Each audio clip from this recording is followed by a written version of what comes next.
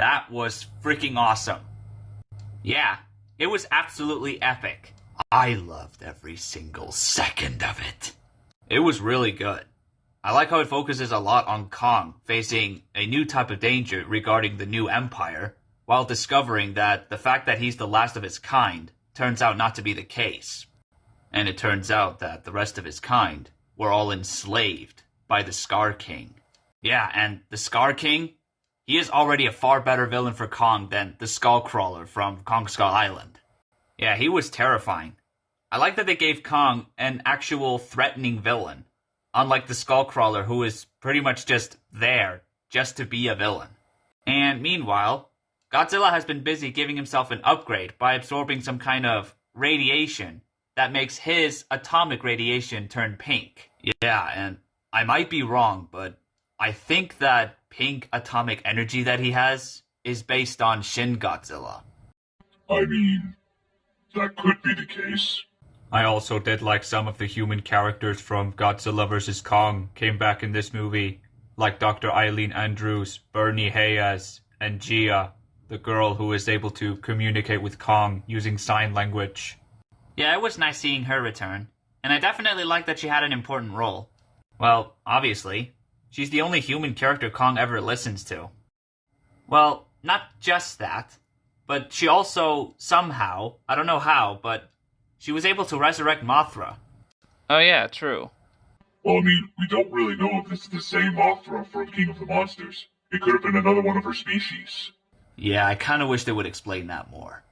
I also did like Kong's interactions with a mini Kong, who, according to Google, his name is Zuko, I think. I mean, it took them some time to get along, but otherwise they had good chemistry.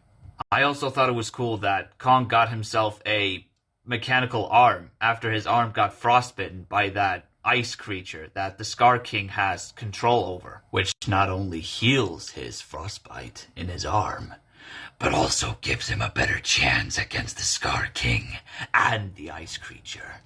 And after Kong got that mech arm, Ghia helped him realize that he can't defeat the Scar King and his army alone. He realized that the best way to defeat the Scar King and his army is to team up with Godzilla. Yeah, them teaming up was so cool. And the final fight scene was epic.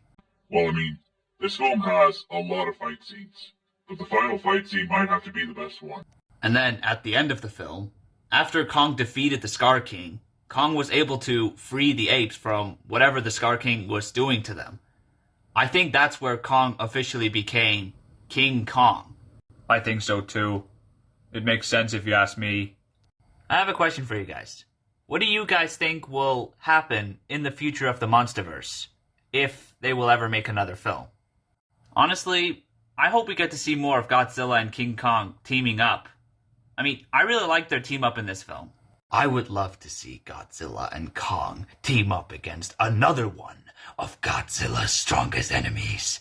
Like Destroyer, for example. Oh, that would be sick. Or maybe Godzilla and Kong can team up with some other monsters, like Angurius and King Caesar, along with Rodan, and Mothra now that she's resurrected. That would be crazy. It will be like Destroy All Monsters all over again. Anyways, I think that'll be it for the review. I'm gonna rate this movie a 9.6 out of 10. And guys, stay tuned for our next review for The Terminator. I've been waiting for that one.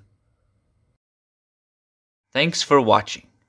If you like this video, please leave a like. But if you like this channel, please subscribe. See you next time.